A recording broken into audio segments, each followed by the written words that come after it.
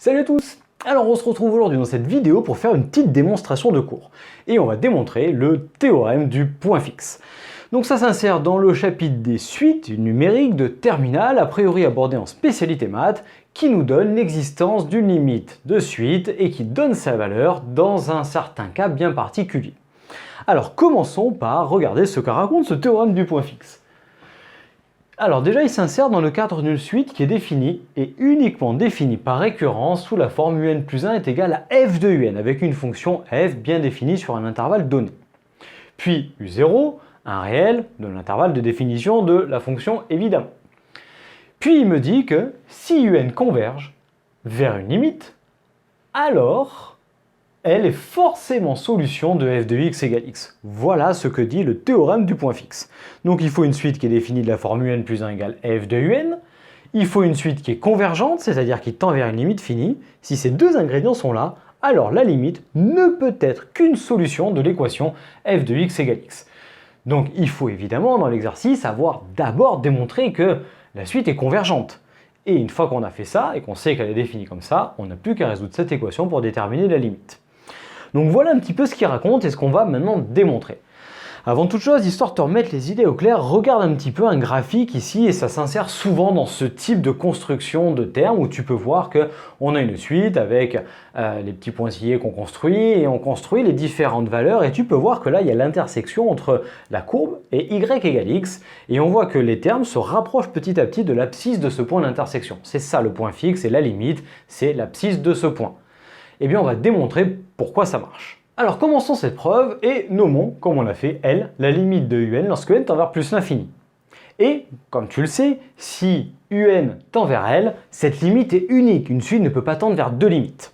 Donc on dit que, par unicité de la limite de un, c'est aussi du coup la limite de un plus 1.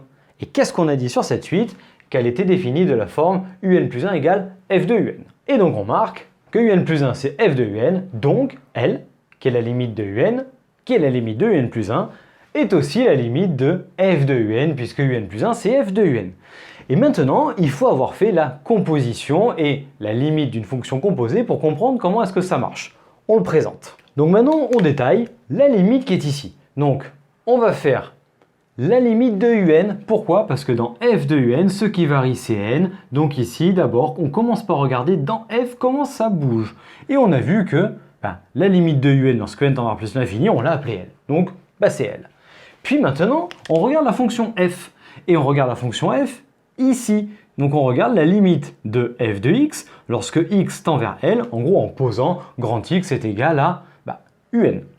Et donc, la fonction elle est définie ici, donc la limite de f de x lorsque x tend vers L, ça fait f de L, une simple image.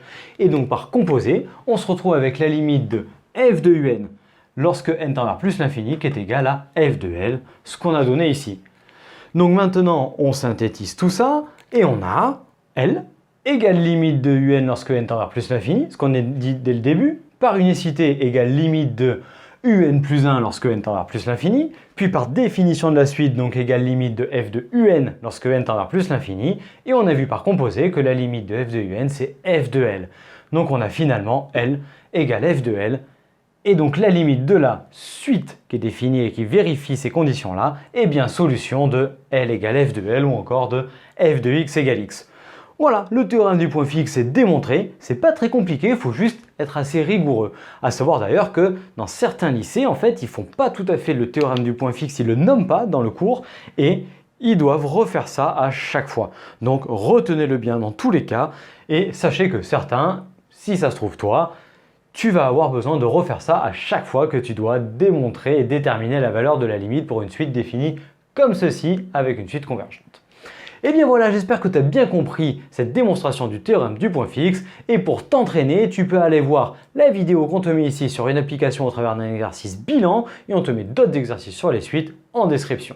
Donc merci d'avoir suivi jusqu'au bout et j'espère que ça t'a plu et que ça t'a clarifié les choses. Donc si tel est le cas, merci de lâcher le petit pouce bleu vers le haut et à venir t'abonner à la chaîne en activant la cloche pour avoir les prochaines vidéos. Puis mets-nous un petit commentaire pour nous dire ce que tu en as pensé et nous dire ce que tu souhaiterais. Puis tu peux nous partager auprès de tes amis pour nous aider à développer la chaîne, c'est super sympa. Ensuite, tu peux nous rejoindre sur notre site internet, où on a des ressources et d'autres choses, ainsi que sur nos réseaux sociaux Facebook et Instagram. Puis d'ici à la prochaine vidéo, retrouve-nous dans notre vidéo et je te dis à très bientôt. Allez, ciao à tous!